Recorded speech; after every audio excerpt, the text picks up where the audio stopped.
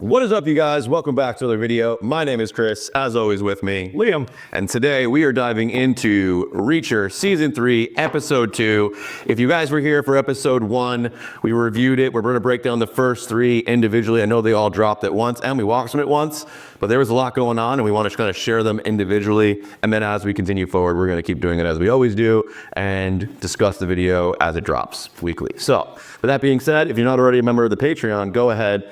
Below in the comments, you can click that link for a little cup of coffee. You become a member of the community, get early access, behind the scenes, shout outs, cool stuff, and it helps with us producing these videos. So huge thank you to everybody who subscribes, who's tuning in. And remember, this is more of a discussion, so we appreciate you guys in commenting below and engaging with us. We love hearing your theories and what you guys saw of the episode too. But without further ado, let's dive in. Reacher, Season 3, Episode 2. Reacher's in like Flynn now. Oh yeah. As he said, as he pulled his little phone out of his shoe. Yep. But yeah, we are officially in the mix again. Reacher is in a full investigative mode.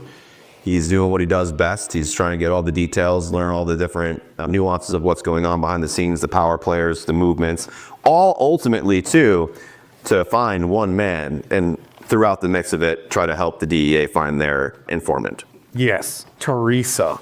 Yes. But I did have one issue with one of the scenes, and it's when he's standing on the fucking gutter. I was like, man, that gutter's fucking indestructible. How? Yeah. I get it's a rich person's house, but no gutter is that strong to support his weight. Yeah. Without any issue, flexing, bending, creaking, any of that. And I took some serious annoyance from that. I don't know why. It pissed me off so much. If that's the only issue I have with a show, yeah. I mean, he's a very large man, right? So it makes sense, like the physics isn't there. But at the same time, again, if that's the only gripe, is that as he was climbing out, he stood on something that probably couldn't hold his weight. Oh, it's titanium. Adamantium. Yeah, we brought in Wolverine vibranium from the Marvel Universe, and he just stood on that. There you go. Pretty much. So he's sneaking around. He is looking for this lost informant who he can relate to. We learn quite a bit of the backstory of how he ended up there. Yeah. So, do we know why he was sitting on that bench when he sees Quinn? Do you remember what he was doing at the time? I know he was stopping the kid from robbing the lady, but why was he there? Do we know why? Why he was even in that town? No. The first episode just started off as him going in the record store.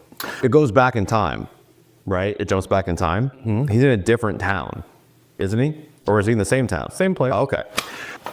Yeah, so basically being Reacher, notices that this kid's about to try to rob this lady with the young kid, steps in, tries to do the right thing. Tries to do the right thing, and while he's sitting there, Quinn comes out of a building and gets into a car, and that's when he realizes, oh crap, this guy's alive, and he's a really bad man. I need to do something about this, which is when he turns around and calls his buddy, and he's like, he calls for his buddy, gets the young, eager, I can't believe I'm talking to Reacher guy on the phone, and asks him for a favor.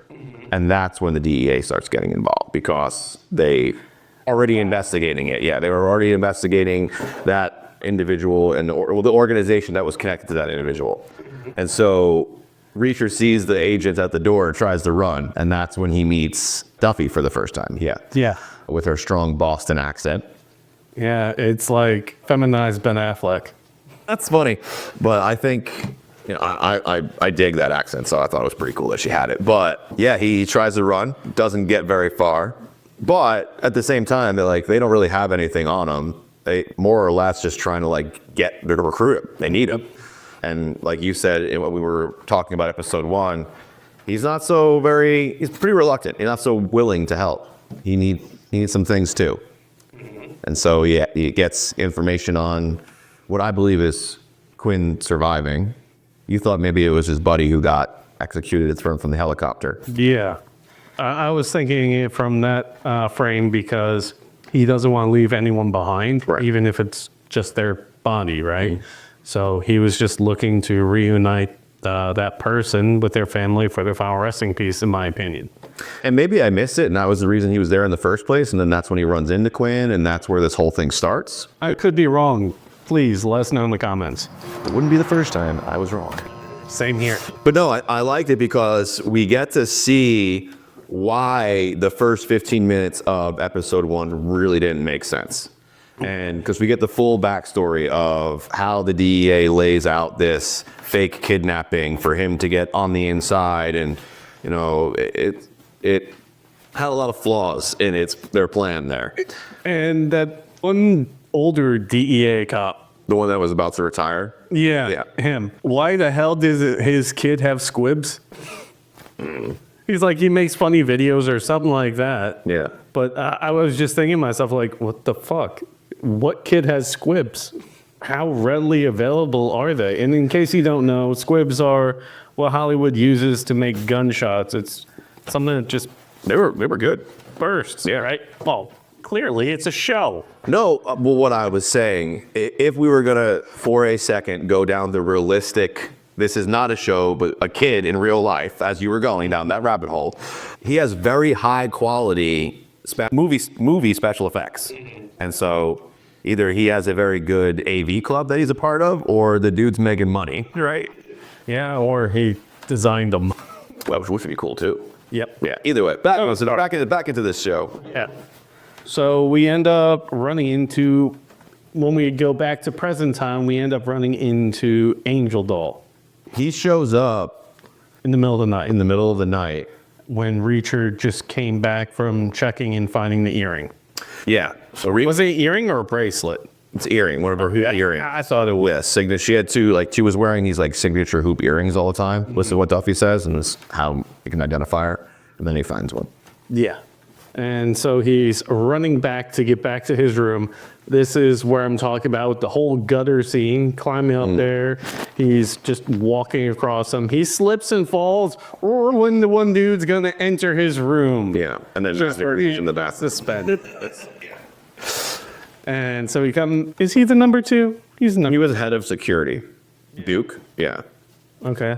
So when he enters the room, he's like, oh, this motherfucker, where do you go? Sees the open window, peeks out. It's like, Oh, he totally thought he ran. yeah. Yeah. And then he just comes out of the bathroom like, bro, it's 3:47 in the morning. The fuck you want? Yeah, that was an ongoing gag.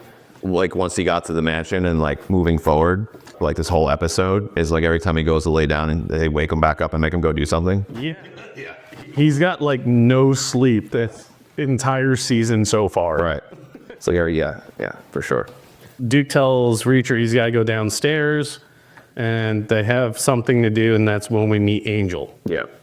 And they've got this whole secret mission to go find the vehicles. What were they going to look for the vehicles? So What ended up happening, well, and correct me if I'm wrong, but this is how I remember it playing out.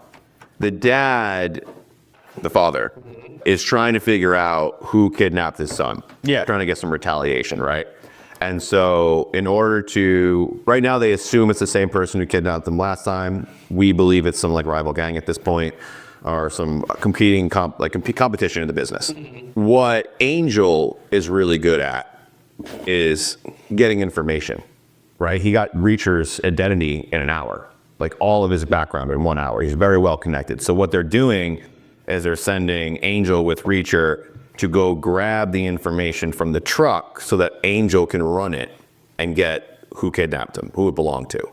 So Angel and Reacher's job is to go to the impound, find the truck, grab the information from the truck, the plates, the registration, the VIN, all that.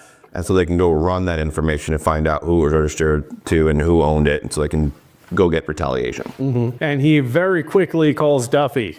He's like, hey, look, we're getting ready to go check out this place. Is the Audi still there? And he's like, well, he's expecting it's going to be brain matter because the grenade went off inside. Yeah. Well, a grenade did go off. However, it was a flashbang, and he let everybody else believe that it was just a regular frag grenade, which would have caused destruction, not just light. Yes. Right. Well, concussion, yeah. Well, if he still has a concussion from the boom. Yeah, but so he calls up Duffy. Duffy has to get there real quick because they're, 90 minutes out is what he was told, just 90 minutes. Yeah, and he stalls.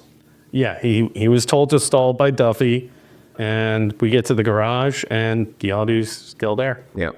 Which I think is obviously suspense to the episode, a little bit of thrill, how is Reacher going to get out of this? Which ultimately, womp womp, she changed the plates. And I knew right there and then that Angel wasn't buying it, because he was like, so it's the exact same car with the exact same dent, as if that exact truck hit it, but it's just got different plates. Oh, it must not be the right car. And then he just leaves. It couldn't be ours. Yeah. And then he just leaves like, That's not even in our fleet, that state. yeah. But totally wasn't buying it. Tell the whole time. When they get back to what we think is the big bad's, the Zach, the rug importer's compound or house, he's like all excited, like, I'm moving on up. We think he's this new guy, right? But it appears that he's not. He's not really that new. He's someone who's kind of trusted already. And we come to find out that they're like all veterans. Yeah. So we've got good guy veterans and bad guy veterans. Yes. I think that's cool. Yeah. We find out a lot later on about their stories, but yeah, actually we'll leave it for later. I don't want to get into that yet. Oh, was that punch thing in the first episode or this episode? It's when they go to the impound that he punches the security guard. Yeah, he did punish the security guard. Well, I just think it's one of the other reasons why Angel started to doubt him, right? Because he even calls him out on it. He was like, I was going to shoot that guy, and then you stopped me. He was like, yeah, but I knocked him out. He's like, yeah, but you stopped me from killing him, so I'm automatically suspicious of you. Well, he also just killed a cop. Yeah. So, I mean, his defense was actually decent there. Like, I don't want to be in any more trouble, but at that point, you already fought. So, Yeah. I guess it wouldn't really be any more trouble, would it? I mean, Still probably get life. yeah, I mean, the severity of it is pretty severe already. What I was talking about was the punch with the giant fucking man. Oh, that was hilarious. Arm pull down? Yeah. What do you call it? Bavarian something? Yeah. The true test of strength. Yeah. And he fell for it like an idiot. I slipped. No, I mean, really funny, I thought. Like the whole power dynamic with having someone. Reacher's a really big dude, and we're used to him probably being the biggest dude in the room, you know, for most of the time. So to have someone that actually makes him look like a tiny person is insane. And so watching the power dynamic between them, whether it's at the guardhouse or the scene in the gym where he tricks him into punching himself, like, I think it's fun. I think those are fun scenes. And in this episode, is this where we got the DEA like holding on to that one hostage dude? Like, who was he? I can't recall for some reason. So the one part of the plan for kidnapping Richard that they could not control was the fact that he had a bodyguard. Oh, that's right. That's the driver. And that's who that is. Okay. That makes so much more sense. And that's why Reacher now has that position. Yeah. Because he removed the guy who used to do it. And was he a veteran also? We don't know. I mean, we know about him because he's alive and he's he's being held hostage and, you know, hurting himself and trying to do everything he can to get out. But I don't think we got his full backstory, because we don't find out that Angel's a vet until After he's dead. Reacher reaches out to Neely. Which I was so happy that they included her. We love Neely. So excited when she came on screen.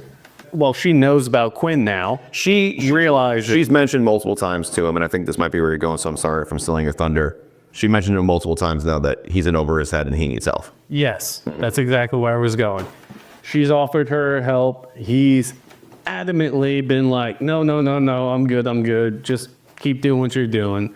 But what I was going to say is, even because she was introduced and he's so adamant, we know she's gonna come to help. Whether because he asked, but more likely because she's a pain in the ass and is gonna do it anyway. And what we kind of love about Neely. Yeah, Reacher's like a brother to her, so she'll do anything for him, and even if he doesn't ask. Yeah. So yeah, we'll see some Neely for sure. I hope we see some more of them too. They're fun. I mean, if you really think about it, he's going to need more than himself to really do what he has to do. Yeah, but he's got his DEA people, and they're not. We know she's gonna screw Reacher. It's what Reacher does. She was watching him walk in his underwear. Yeah, and she. That fucking insane ass swim. Yeah. Man just jumped in like it was nothing. See the hesitation though? That water must have been really cold because he had to have been in that water a lot for the episode, right? You would think, yeah. And so when he jumps in to the water, I visibly see shock on his face because I just know he's been in that water so much that he can't control the cold shock reaction that he knows he's about to feel jumping in. Did you catch that too? I just noticed before he jumps That's what I'm talking about. that he was super. Yeah, he was like, oh gosh, like he knew. Yeah. Yeah. He was just using what he had just been through, like playing in the water, and he's like, oh, fuck, this is gonna suck again. Yeah. And that transferred over so well in that scene. But yeah, he just comes walking down the street. She goes to draw her gun, and then just see the silhouette of a man in his underwear, Yeah. freaking jacked up, and she's just like, Yeah, she starts almost starts drooling right there on the street. Yeah, so yeah, that's definitely coming. yep, that's what she said. So, but the other guys, like if you really think about the other members of that team, one guy's basically retired and the other guy is Just noob. a noob, complete noob. So he's gonna need support. Yeah. Okay. And then we are back from the garage. Towards the end of the episode, Angel is like, dude, I know you don't belong here. And pretty much calls him out for working with the cops. Yeah, so that scene was weird because one, he wanted to confront him, but he also wanted to be the one to like directly tell the boss so he got credit for it. So that he could go up and sketch. So he sent like a vague message, email, whatever it was, to the boss that Reacher, like something was off or whatever, and then waited to confront him. Yep. Just because he's good at figuring that shit out doesn't mean he's a smart person. Yeah. And he was, what, sexually assaulted women in the military? That's what he was. That's why him and Homeboy met in prison. And then Reacher pretty much just takes his head, slams it real quick into, what was it, that paper thing? It's like, well, yeah, like a receipt pin thing. Yeah. And right after that scene, when he's shoving him under the desk because The driver showed up. Duke.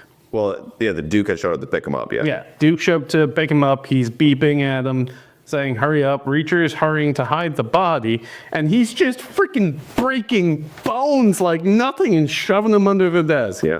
And he just walks out. Yep. He's like, the fuck, you deaf? Well, I was busy. He said Angel talks too much. Yeah, that was a great one-liner that they had there. Yeah. This show is definitely a whole lot of fun, for sure. So Reacher is now murdered again, but do you think they're going to figure out that he did? That they killed Angel? Yeah. No, I thought so far leading up, episode 1 kind of threw me off. I was a little bit like, where are we going? Obviously being very aware that we're being introduced to a new cast, a new plot, a new thing. So I was bearing in.